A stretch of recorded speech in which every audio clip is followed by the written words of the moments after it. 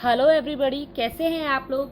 I hope सब ठीक होंगे। तो चलिए आज हम अपने इस वीडियो को आगे बढ़ाते हैं। तो आज हम आपके सामने लेकर आए हैं एनसीईआरटी का क्लास 7th क्लास का चैप्टर 5 जिसका नाम है मिठाई वाला। तो सभी बच्चे इस चैप्टर को विस्तार पूर्वक देखेंगे, समझेंगे और इसका लाभ उठाएंगे। तो चलिए अपनी वीडियो शुरू करते हैं अब। और अगर आपको ये वीडियो पसंद आए तो प्लीज़ इस चैनल को सब्सक्राइब कीजिए और वीडियो को शेयर कीजिए, लाइक कीजिए, कमेंट कीजिए। तो चलिए अपना वीडियो आगे बढ़ाते हैं।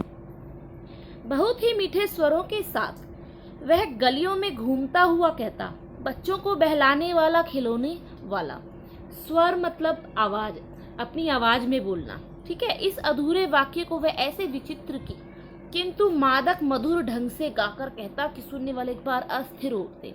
कहने का मतलब है कि जो ये खिलौने वाला है ये अपनी इतनी मधुर आवाज में इस वाक्य को बोलता था कि सब मोहक हो जाते थे, सबको इसकी आवाज बहुत अच्छी लगती थी और उनका मन अस्थिर हो उठता था। मतलब उस व्यक्ति को देखने के लिए सब व्याकुल हो जाते थे कि ये कौन है जो इतना सुंदर गीत गा रहा है। उसके स्नेहाभिषिक्त, स्नेहाभिषिक्त का मतलब होता है प्यार से भरा हुआ। तो आप इस लाइन को, इस वर्ड को अंडरलाइन करेंगे, प्यार से भरा हुआ। भरा हुआ, ठीक है। तो ये वर्ड बहुत इंपॉर्टेंट है, तो आप इसका ध्यान रखेंगे। स्नेह मतलब प्यार, भिषिक्त मतलब भरा हुआ। तो चलिए आगे बढ़ते हैं। उसके स्नेहाभिषिक्त कट से फूटा हुआ गान सुनकर निकट के मकानों में हलचल मच गई। मतलब उसके प्यार भरे गीत को सुनकर आसपास के मकानों में हलचल मच गई। ऐसा नहीं है उसके गीत से कोई भूकंप वगैरह आया, नहीं, ऐसा कुछ नहीं होता। मतलब सब उसको देखने के लिए व्याकुल हो गए और बाहर निकलने लगे। छोटे छोटे बच्चों को अपनी गोद में लिए युवतियां चिकों को उठाकर छज्जों पर नीचे झांकने लगती। तो छोटे छोटे बच्चे जो औरतें अपने हाथ में लेती हैं वो अपनी छजली से, अपने बालकनी से नीचे की तरफ झांकने लगी। चिक होती है, वो चटाई की तरह होती है ना जो ऊपर नीचे हो जाती है, उसको चिक बोलते हैं। गली और इनके अंतर्व्यापी छोटे छोटे उद्यानों में खेलते और उठलाते हुए बच्चों का झुंड उसे घेर लेता और तब वह खिलौने वाला वहीं बैठकर खिलौने की पेटी खोल देता। अब अंतर्व्यापी क्या है, आपको इसका मीनिंग भी पता होना चाहिए। तो अंतर्व्यापी का मतलब होता है भीतर तक फैला हुआ। ठीक है, भीतर तक फैला हुआ, इसको लिख सकते हो आप, भीतर तक फैला हुआ।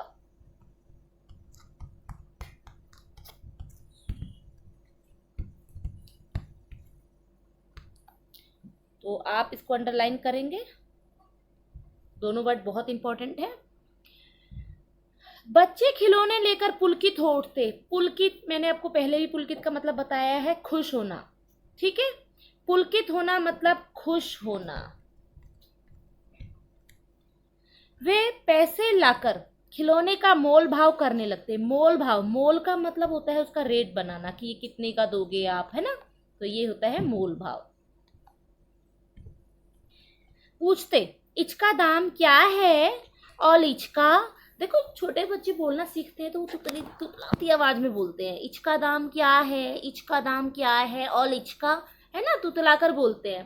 तो ये छोटे बच्चे की आवाज में ये बात कही जा रही है। वे पैसे लाकर खिलौने का मोल भाव करने लगते।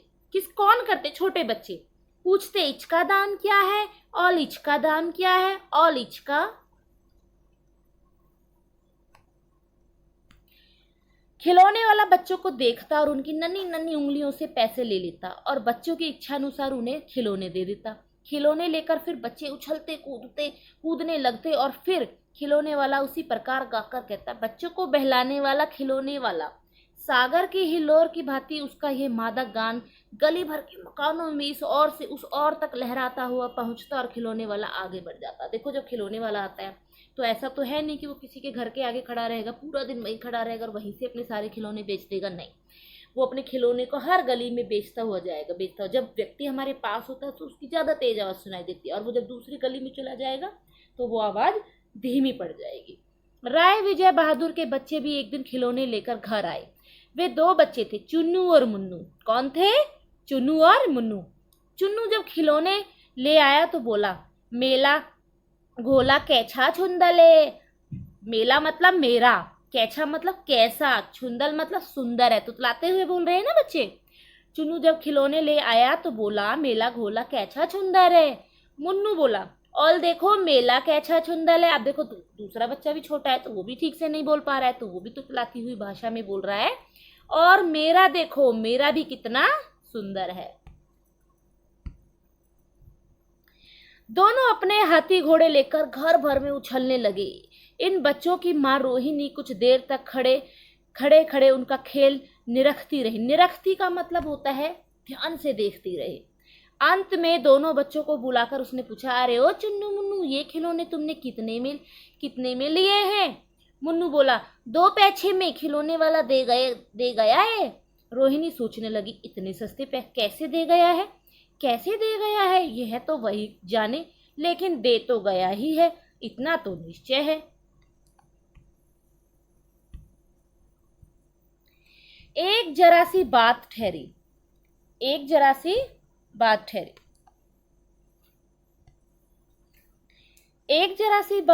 रोहिणी अपने काम में लग गई। फिर कभी उसे इस पर विचार करने की आवश्यकता भी भला क्यों पड़ती, मतलब फिर वो बाद में बिजी हो गई अपने काम में। 6 महीने बाद नगर भर में 2-4 दिनों से एक मुरली वाले के आने का समाचार फैल गया। अब देखो, पहले तो वो खिलौने वाला बनकर आया था, इस बार ये मुरली वाला बनकर आया है। कहानी क्या है, ये जो व्यक्ति है ये कभी मुरली वाला बनकर आता है, कभी खिलौने वाला बनकर आता है, कभी मिठाई वाला बनकर आता है, क्योंकि इसके साथ पास्ट में, भूतकाल में एक ऐसी दुखद घटना घटी थी जिसके कारण इसने अपने पूरे परिवार को खो दिया था, और ये दुख के सागर में डूबा हुआ रहता था, मतलब दुख में ही रहता था, हमेशा सैड फील करता था। तो इसने सोचा, क्यों ना मैं ऐसा कोई काम करूं जिससे मैं बच्चों की किलकारियां सुन सकूं और बच्चे मेरे चारों तरफ घूमते रहें। तो इसने सोचा, जो चीज़ बच्चों को पसंद आती है मैं वही चीज़ बेचूंगा, तो बच्चे मेरे पास आएंगे, मैं उनकी किलकारियों की आवाज़ सुनूंगा और मैं भी खुश रहूंगा, और शायद मैं अपने दुख को भूल जाऊंगा। तो 6 महीने बाद नगर भर में 2-4 दिनों से एक मुरली वाले के आने का समाचार फैल गया। लोग कहने लगे, भाई वाह, मुरली बजाने में वह एक ही उस्ताद है, मुरली बजाकर गाना सुनाकर वह मुरली बेचता भी है, सो भी 2 पैसे में। भला इनमें उसे क्या मिलता होगा, इससे उसे क्या मिलता होगा, मेहनत भी तो ना आती होगी। अब सब लोग बोलते हैं मुरली को बजा बजा के बेचता है, और वो भी इतनी सस्ती, 2 पैसे में। पता नहीं इस बेचारे मेहनत करने वाले गरीब आदमी को कुछ मिलता भी है कि नहीं मिलता। ठीक है,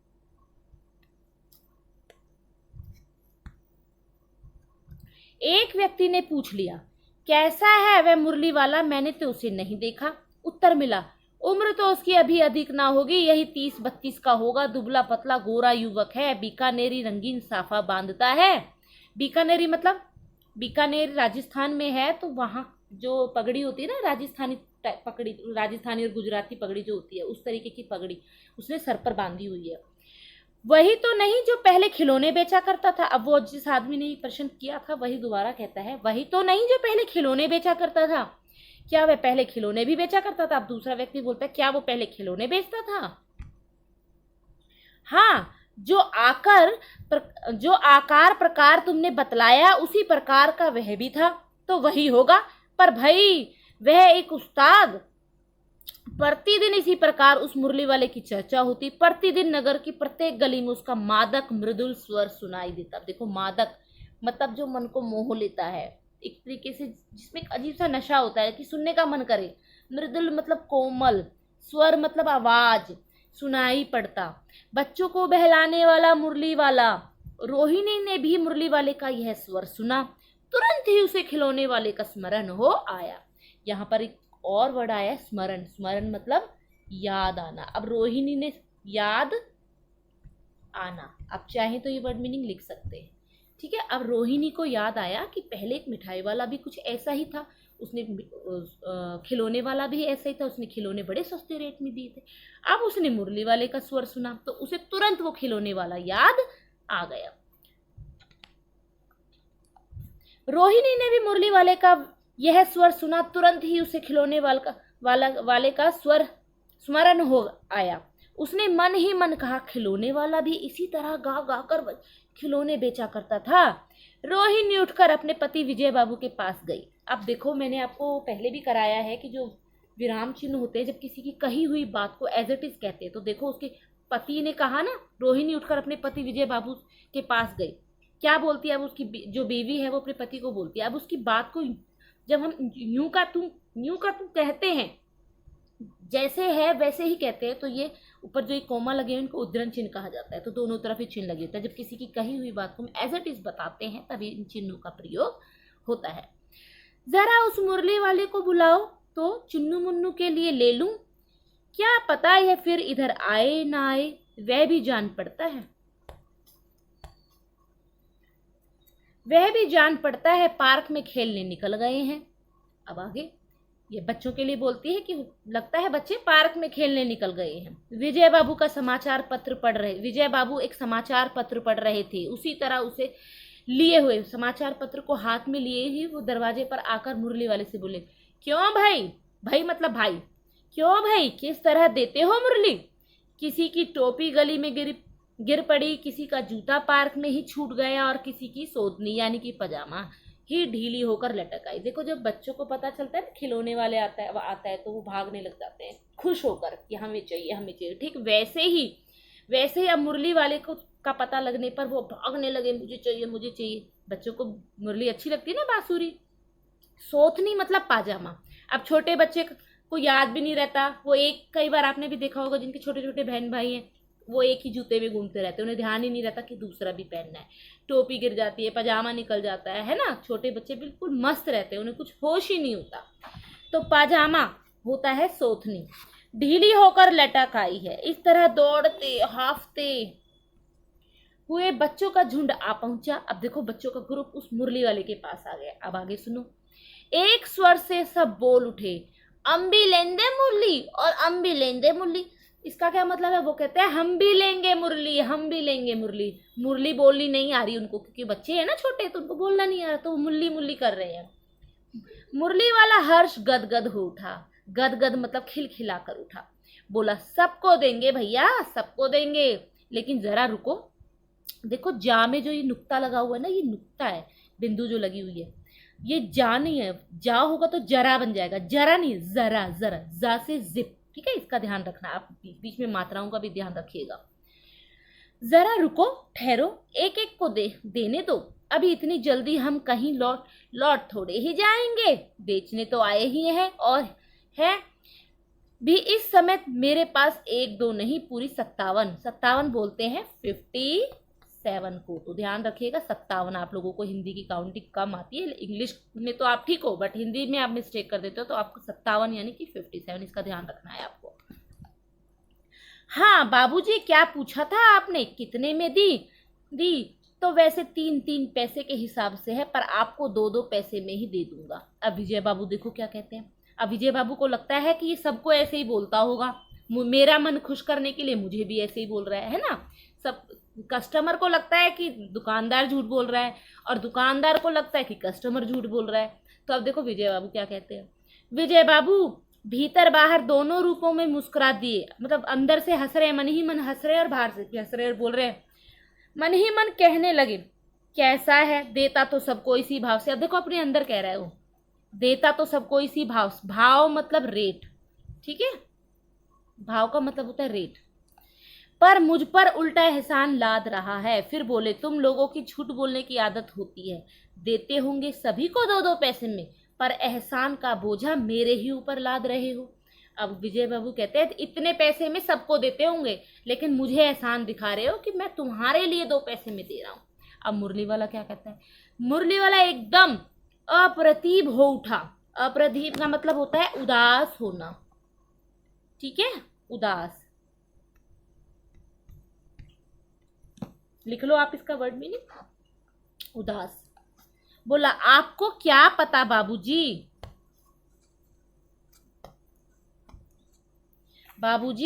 कि इनकी असली लागत क्या है।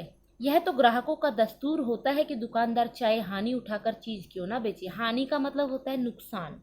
आप यहाँ हानि जो लिखा हुआ है इसको नुकसान लिख लीजिए।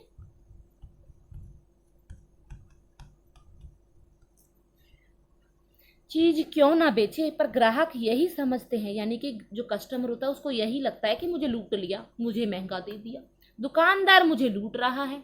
आप भला काहे को विश्वास करेंगे, काहे मतलब क्यों विश्वास करेंगे, ये क्वेश्चन पूछा जा रहा है। तो देखो प्रश्नवाचक चिन्ह लगा हुआ, लेकिन सच पूछिए तो बाबूजी, असली दाम 2 ही पैसा है।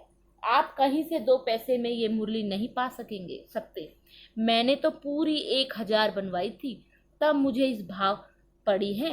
विजय बाबू बोले, अच्छा, मुझे ज्यादा वक्त नहीं, जल्दी से 2 ठो निकाल दो। 2 ठो मतलब 2 दे दो।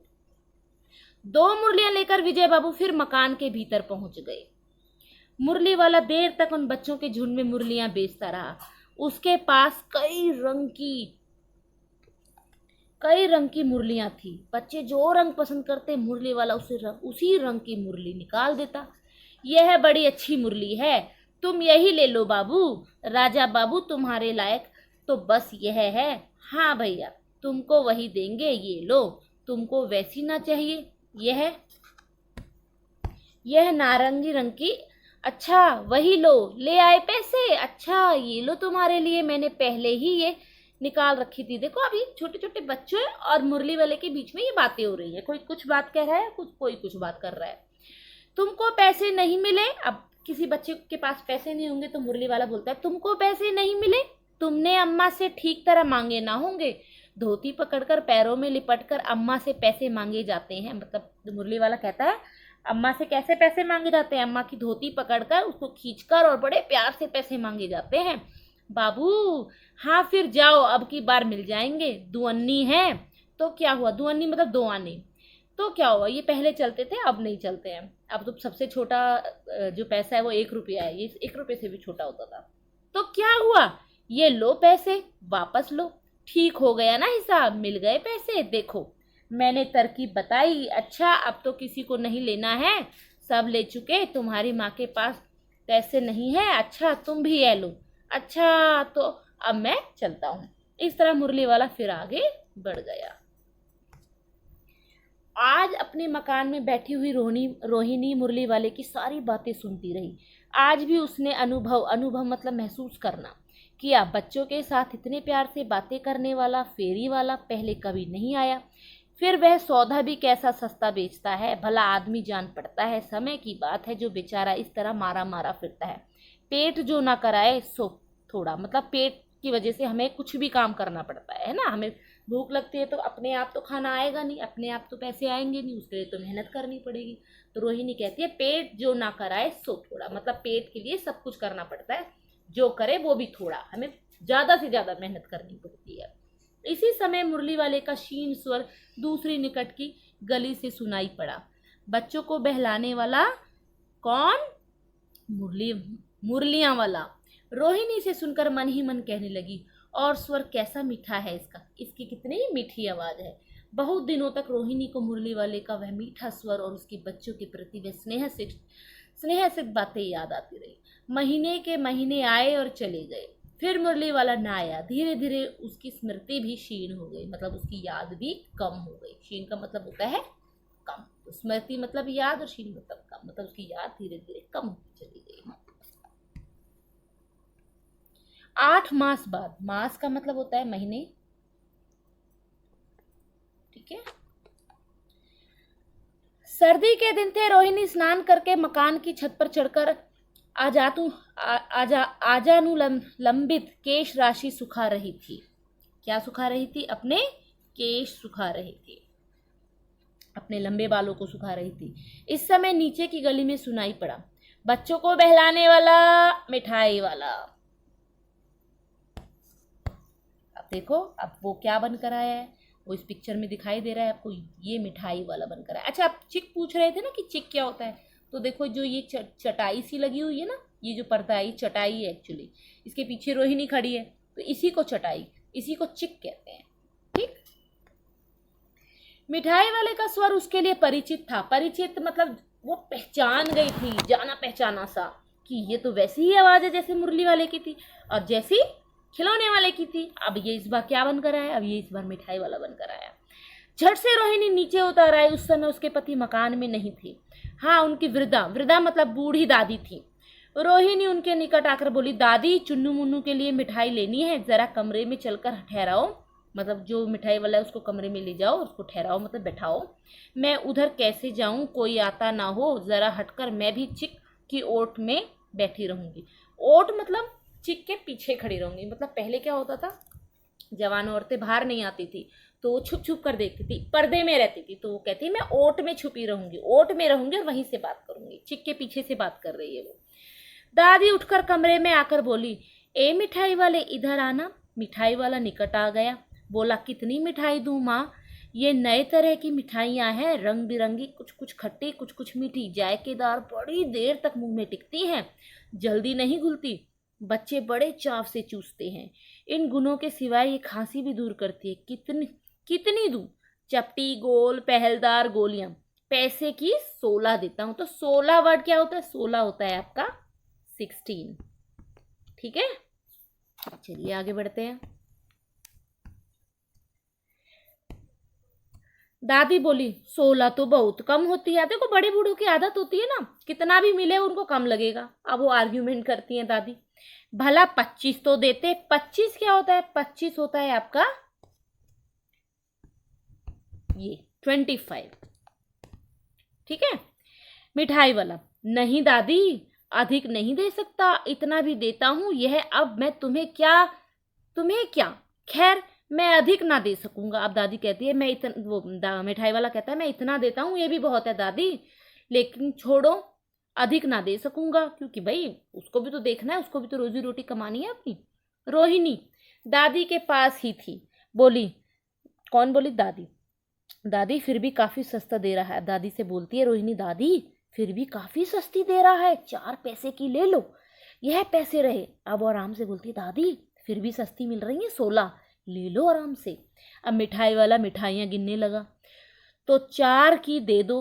अच्छा 25 नहीं सही, 20 ही लो, 20 ही दो। अब दादी कहती है 25 मत दो, 20 तो दे दो। 20 मतलब 20।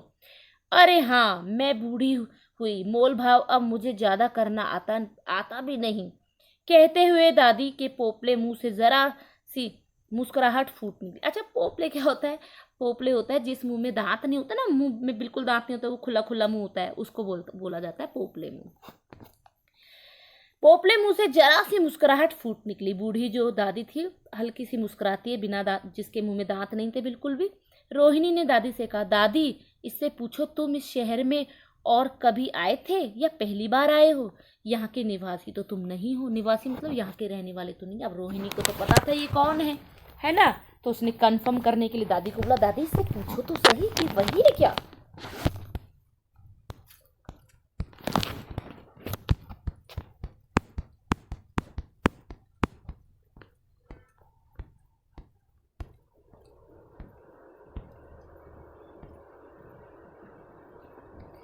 कहते हुए दादी के पोपले मुंह से जरा सी मुस्कुराहट फूट निकली। रोहिणी ने दादी से कहा, दादी इससे पूछो तुम इस शहर में और कभी भी आए थे या पहली बार आए हो?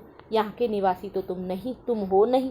दादी ने इस कथन को दोहराने की चेष्टा की। चेष्टा मतलब हिम्मत की ही थी कि मिठाई वाले ने उत्तर दिया, पहली बार नहीं, और भी कई बार आ चुका हूँ। रोहिणी चिक्की आड़ ही से बोली, पहले यही मिठाई बेचते हुए आए थे या और कोई चीज लेकर? मिठाई वाला हर्ष मतलब खुशी से, संयम मतलब बड़े आराम से, विस्मय आदि बड़े हैरानी पूर्वक भाव में डूब कर बोला, इससे पहले मुरली लेकर आया था और उससे भी पहले खिलौने लेकर। रोहिणी का अनुमान ठीक निकला, मतलब उसका अंदाजा बिल्कुल ठीक निकला कि ये तो वही आदमी है। अब तो वह उससे और भी कुछ बातें पूछने के लिए अस्थिर हो उठी, बेचैन हो उठी। वह बोली, इन व्यवसायों से भला तुम्हें क्या मिलता होगा? वह बोला, मिलता भला क्या है, यही खाने भर को मिल जाता है, कभी नहीं भी मिलता है, पर हाँ संतोष मतलब शांति मिलती है, धीरज मिलता है, और कभी कभी असीम सुख। असीम का मतलब होता है बहुत सुख जरूर मिलता है। कैसे मिलता है उसे सुख? क्योंकि उसे बच्चे ही तो पसंद है और बच्चे उसके आसपास होते हैं तो वो उनको देख के खुश हो जाता है, तो उसे बहुत खुशी, बहुत सुख मिलता है, और यही मैं चाहता भी हूँ। सो कैसे, वह भी बताओ। अब उसने सोचा कि इससे और कुछ पूछा जाए, उसको तो इंटरेस्टिंग लगने लगी उसकी स्टोरी। सो कैसे, वह भी बताओ। अब व्यर्थ उन बातों की क्यों चर्चा करूं, उन्हें आप जाने ही दे। उन बातों को सुनकर आपको दुख ही होगा। जब इतना बताया है तब और भी बता दो, मैं बहुत उत्सुक हूँ। तुम्हारा हर्जा ना होगा, मतलब तुम्हारा नुकसान ना होगा। मिठाई मैं और भी ले लूंगी। अतिशय गंभीरता के साथ मिठाई वाले ने कहा, मैं भी अपने नगर का एक प्रतिष्ठित आदमी था। मकान, व्यवसाय, गाड़ी, घोड़े, नौकर चाकर सभी कुछ था। स्त्री थी, छोटे छोटे 2 बच्चे भी थे। मेरा वह सोने का संसार था। बाहर संपत्ति का वैभव था, भीतर सांसारिक सुख था। स्त्री सुंदर थी, मेरी प्राण थी। बच्चे ऐसे सुंदर थे जैसे सोने के सजीव खिलौने, मतलब सोने से बने हुए, गोल्ड से बने हुए खिलौने। सजीव मतलब जिसमें प्राण होते हैं।